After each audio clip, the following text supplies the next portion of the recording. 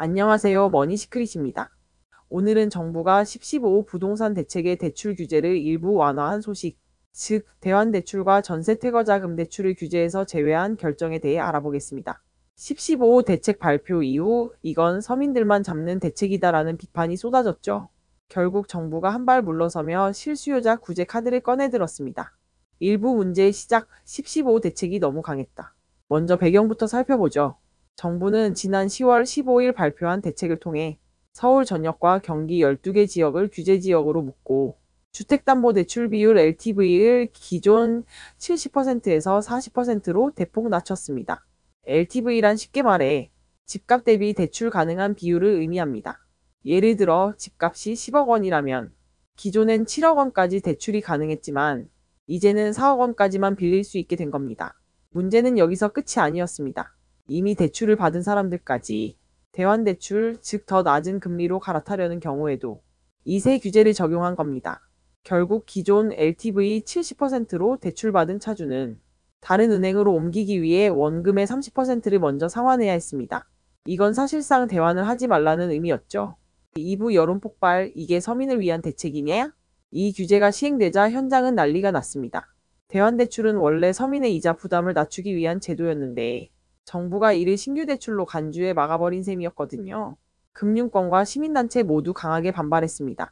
집을 새로 사려는 게 아니라 기존 대출 이자 부담을 줄이려는 사람들까지 규제하는 건 불합리하다. 결국 정부는 정책 설계가 과했다는 점을 인정했습니다.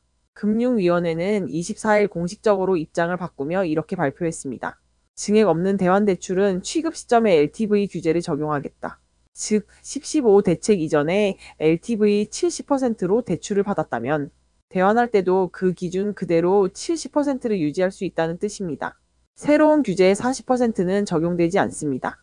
이 조치는 10월 27일부터 바로 시행됩니다. 3부 전세태거자금 대출도 규제에서 빠진다. 이번 완화 조치는 대환대출뿐 아니라 전세태거자금 대출에도 적용됩니다. 금융위원회는 은행연합회에 공문을 보내 6월 27일 이전에 체결된 임대차 계약은 규제지역 여부와 관계없이 기존 LTV 기준을 적용하라고 통보했습니다. 왜냐하면 전세태거자금 대출까지 막히면 집주인이 세입자에게 보증금을 돌려줄 돈이 없어지는 상황이 생길 수 있기 때문입니다. 즉 시장 혼란과 사회적 피해를 막기 위한 조치죠. 이제는 전세보증금 반환을 위한 대출은 규제지역이라도 이전처럼 70% 수준으로 받을 수 있게 됐습니다. 사부 정부의 반복된 실수 먼저 규제하고 나중에 완화. 사실 이번 일은 처음이 아닙니다. 정부는 지난 6.27 대출 규제 때도 비슷한 실수를 했습니다. 당시에도 생활안정자금 목적의 주택담보대출을 1억 원까지만 허용하고 대환대출을 신규 대출로 묶어 규제했죠. 하지만 비판이 커지자 9.7 대책을 통해 기존 차주는 예외로 한다고 정정했습니다. 그리고 이번 10.15 대책에서도 똑같은 일이 벌어진 겁니다.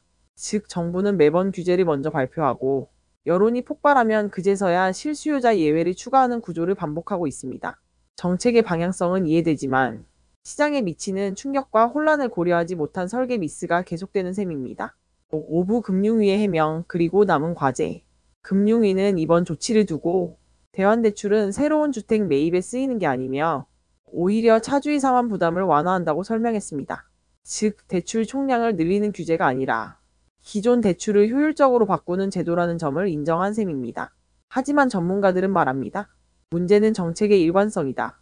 계속 번복되는 금융 규제는 시장에 불신을 심어주고 실수요자들의 판단을 더욱 어렵게 만든다는 지적입니다.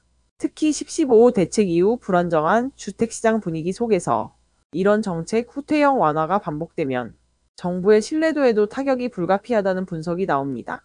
엔딩 규제가 아니라 정교한 설계가 필요하다. 결국 이번 사안이 보여주는 건 명확합니다. 규제의 강도가 아니라 설계의 정교함이 정책의 성패를 좌우한다는 겁니다.